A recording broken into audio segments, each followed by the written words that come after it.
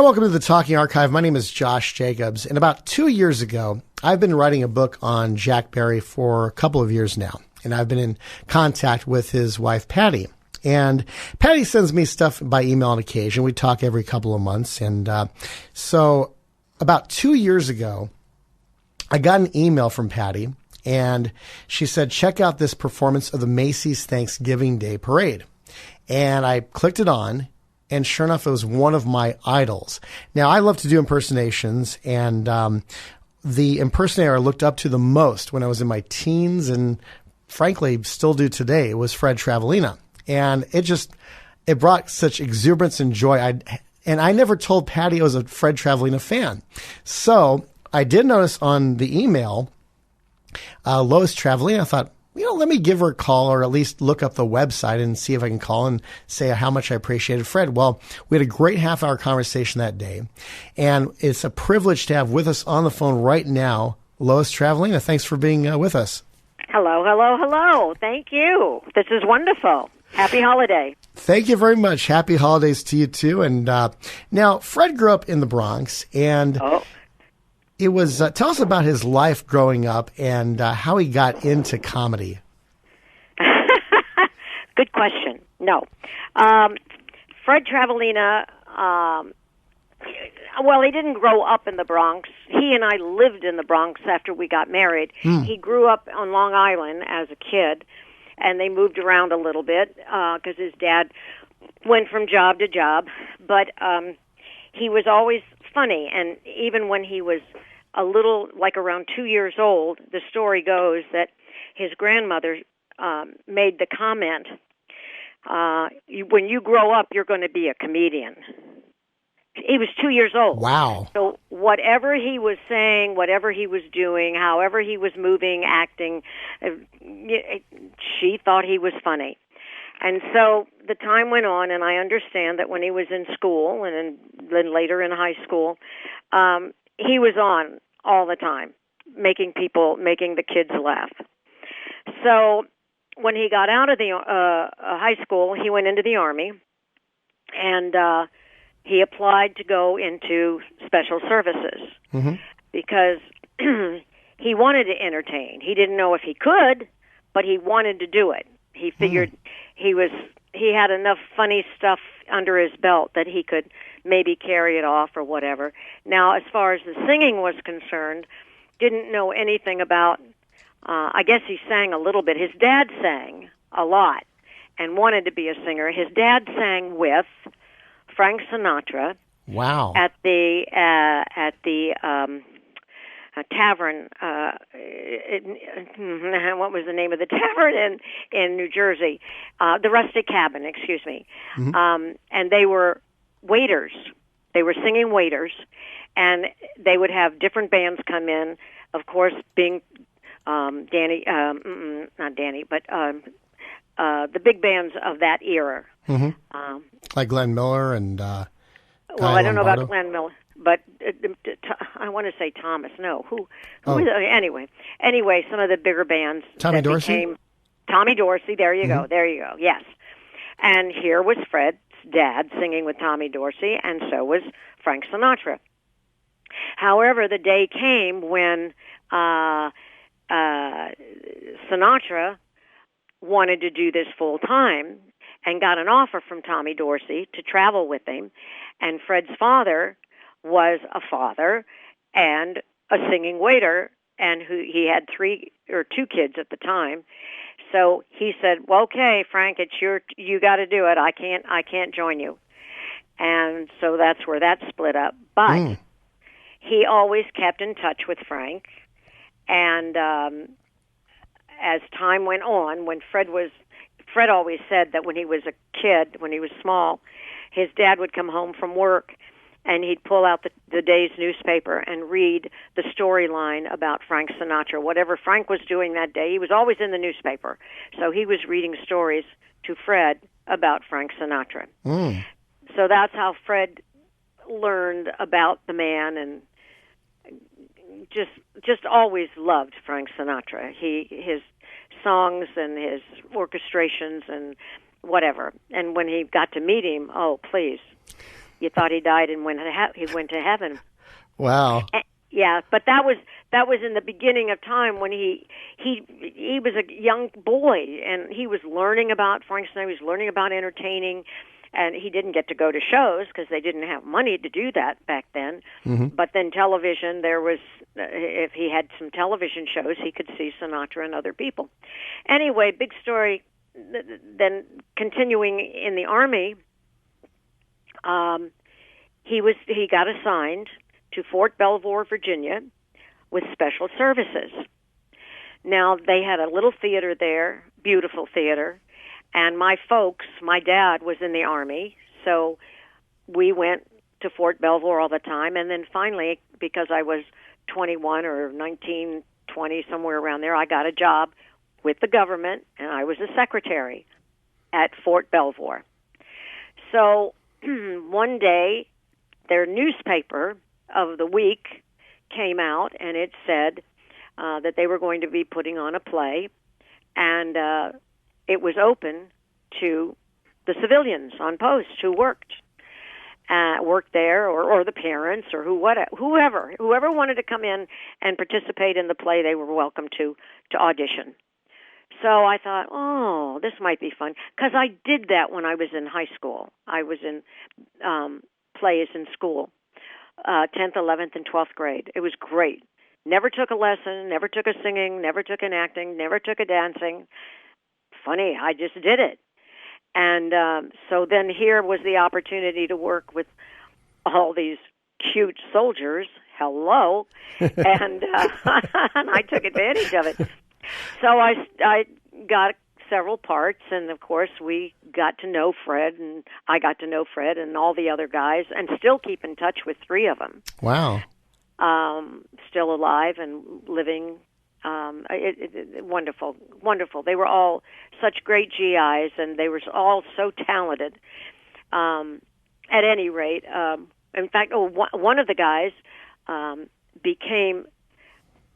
worked on Broadway. George Lee Andrews, just recently retired, was in Phantom of the Opera, and he's down in history as being an actor on Broadway for the longest amount of years on Broadway. Wow. And that's an Army buddy. And I keep in touch with him, and we talk all the time. It's just, he's wonderful, wonderful. But he and Fred became very, very good friends, of course. And after, so after the Army, Fred went and joined him in Denver for a very short time, working in a little theater. By that time, Fred had accomplished doing a lot of singing, and out of nowhere came Impressions, and made all of us laugh who were in the cast there at the theater. At the Essions Playhouse was the name of the theater. And they, every time he did another impression, whether it was political, whether it was the colonel, the general on post, he did people like that, the minister in church, anybody on television, all of a sudden he was coming out with all these great impressions. So then I was working in a little club, the officers' club, singing, and one day I asked the head honcho guy, could I bring this fellow with me, because he sings really great. You got to hear him. Well, he only sang one song, and it was over. I mean, he just, can you come back next week and work? And it was a dance band at the Officers Club. Wow. And so then Fred and I started singing a couple songs together, some standard songs, Night and Day or whatever. We just had a great time doing it. So one thing led to another. We worked there at Fort Belvoir. We worked at Andrews Air Force Base. And one night at Andrews, we're up there singing. We come out, we sing a couple songs together. Then he sang a song. Then I sang a song. Then we sang another song together. You know what? The way they used to do it. Yeah. And So one night I said to the audience, because Fred would always throw crazy things in between each song. You know, he would say something funny. He would do an impression of something. And so this one night I said to the audience, I said, I bet you all would like to hear Fred do some impressions. He's really funny, you know. Yay, yay, yay. They clapped their hands. Oh, this was great. He was so funny. I stepped off the stage. He gave me a look like, lady, you're dead. You can't do this to me. But I did, because it didn't matter where we were, the time of day or night. He came up with something funny all the time. And so I did that night, and the audience went nuts. So then we started building then we started working the Catskill Mountains and the Pocono Mountains on weekends in their big hotels. And then by that time he was out of the Army. He moved back to New York. I went to New York. I got on a plane one day and went to New York and got a job. And because I wanted to be with Fred and we could work. Where are you from originally, by the way? Pardon me? Where are you from originally? I was born in Pennsylvania, but I grew up in Virginia. Oh, okay. I was outside. So my mom and dad worked there at Fort Belvoir. I did. I worked in Washington for a while. And but as a secretary, I could really work anywhere, and it was a hoot. Oh, yeah. So, yeah. But so we moved in to New York City, to the Bronx. Had a great apartment. He was a paper salesman. That's what he did during the day. On weekends, I mean, Fred could sell anything. You know, look at this piece of paper. It's so great. And you can write on it, and you can scribble on it. You can. I mean, he just came up with crazy stuff. And Dan Aykroyd probably stole his act on Saturday Night Live, is my guess. Yeah, that's right. That's right. So, but it got to the point he got more in demand for doing weddings, for doing bar mitzvahs, for doing little clubs in New York City, and we said, and then, why don't we do Mike Douglas show? Of course, that was in Philadelphia, and then we would do, and I can't remember what shows were taped in New York at that time, but wherever we went thereafter, it was like Fred would go into a city, whether it was in Florida or Louisiana or Ohio, or there'd be a television show, a local television show, and he'd get up and do it. Wow. And that's how their career started off. But then, as time went on, and when we got married in 1970, and we lived in New York, and I kept working, and I said to him, okay, here's the deal. We're going to get married, but you're now it. I quit. I'm not going to sing anymore. And he looked at me with his mouth open. He said, why are you doing it? I said, because you're the star, and I can't compete with it. And I have a good voice. I'm not saying I don't. I have a nice voice. But he was the star. And I couldn't keep up with all that humor and whatever. He was just so marvelous. So that's when he really buckled down, got himself an agent and a manager there in New York. And one thing led to another. Before we knew it, we moved to California. Before we knew it, in 1977, he got a job with Shirley MacLaine in Las Vegas. Wow. And that was a hoot and a half. He just loved her, and of course they had so much in common in talking about stuff. So that was the beginning. Now, so was it the Shirley MacLaine job that led you from New York to Los Angeles, or what opportunities in L.A. that there weren't in New York led you to the West Coast? Yes. Well, that was one of them, but the second one was because I was pregnant in 1977. My son was born on the 20th of November, a couple days ago. Oh, okay. Yeah, and And we said, I guess it was July or August, we got to get out of here. We have to go to L.A. because he was doing so much more here. The Merv Griffin show and then the game shows. Every time I turned around, he was doing another game show. And John Davidson show. Oh, yeah. Yeah, well, that was in... You and Fred that were was on... in 1980. You and Fred were on Tattletales together, I remember. Oh, yes, we did Tattletales. that was shows, a hoot and a half. Yeah. You know, it's funny, this is how much of a game show junkie I am. When teachers used to say, don't be a tattletale, I'd think to myself, what do you mean don't be that Burt Convy game show, famous couples where one spouse is outside, one's stuck inside a TV set? That's what... Yeah. I didn't know what the definition of Tattletales was. I just knew it was a Burt Convy game show. Yeah, I know. By the way, and then Fred had a couple game shows of his own, but they didn't last long. You know, if they lasted 10 weeks, that was a lot. And but that was all right. Gave him the opportunity to try it out and see if he wanted to do it. I loved Anything for Money. That was a hilarious show. I mean, it was especially like, you know, a guy being asked to taste old-fashioned wine, being stomped on by feet that were dirty. I'll pay you $10 if you do that. Or I'm delivering pizzas to the President of the United States, but he ordered 2 cheese pizzas. These have pepperoni and anchovies. I don't want to go back. My boss is going to get mad at me. I don't want to waste food, but I'll give you $10 if you'll pick off the pepperoni and the anchovies off the pizza.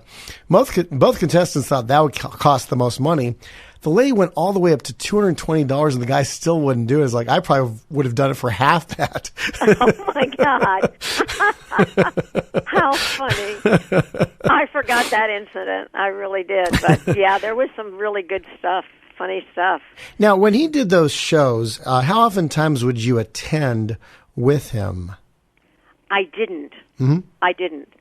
It was like, because we had kids, mm-hmm.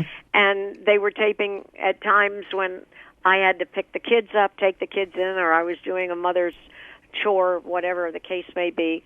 And so I got to the point where I just said, no, you go. Because then he'd be home in another hour or two after I got the kids from school. Mm-hmm. And but when he was out of town, when he worked Atlantic City, mm-hmm. or New York City, or Chicago, Florida, wherever, I would always try and go and be with him.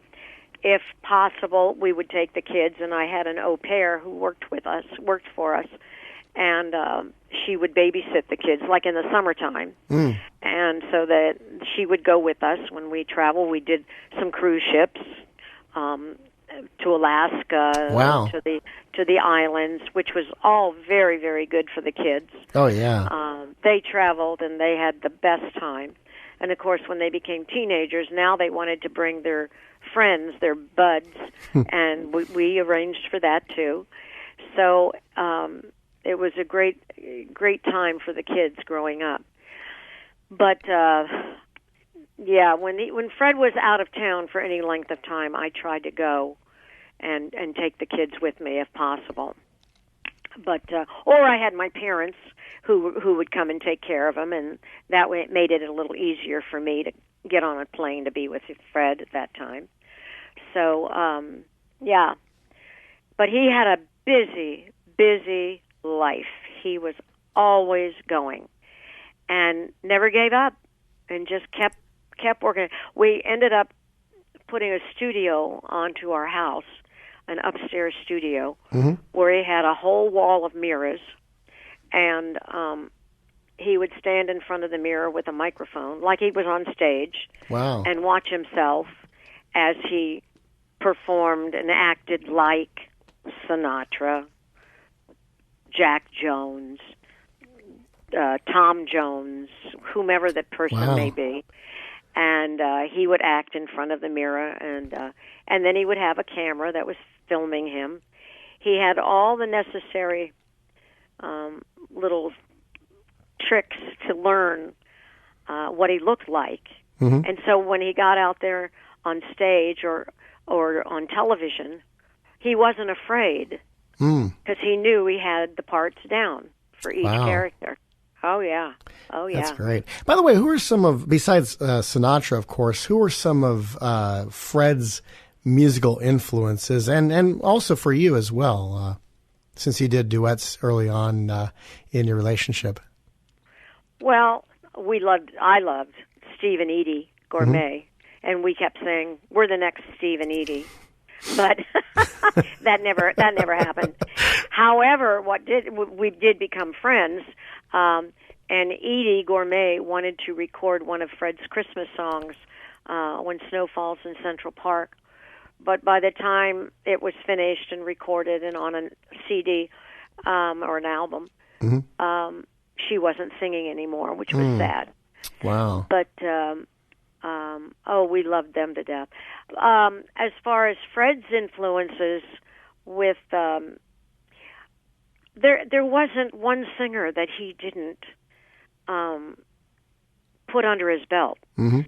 Whether they were country western, like Willie Nelson, of course, like I said, Tom Jones, Jack Jones, Matt Monroe. Born Free, that great musician, Matt Monroe. He died way too young. Oh, that man, I loved him. I have several of his CDs, and I still play them. He was a talented guy. And I cry because daily, thank God I have my CDs and I have a CD player, because I talk to so many friends and people who say, CD player? What's that? And I just look at them, like. I've got one at home, by the way, so just to let you know. Oh, good. Because listening to the radio today, even in the car, if I didn't have Sirius radio, I don't think I would hear really good music. I mean, stations like you're associated with, 9 out of 10 play good music, but I can't understand a lot of this screaming and yelling because I can't understand the words. Is that because I'm older and I'm going deaf? Maybe. but the kids of today don't put feeling into their lyrics like they did back then. Oh, yeah. The Sinatra, Jack Jones era, Matt Monroe, Vic Damone, oh God. And you think about Tony Randall. Oh, yeah. And you think Frankie about Randall. It because the music back then, I mean, a lot of the rock and rollers I grew up idolizing, I find out years later, they were influenced by those standard artists, those pop standard greats. I remember a couple of years ago, Paul McCartney being at some event where they were honoring the George and Ira, and McCartney's like, yeah, I really love Gershwin.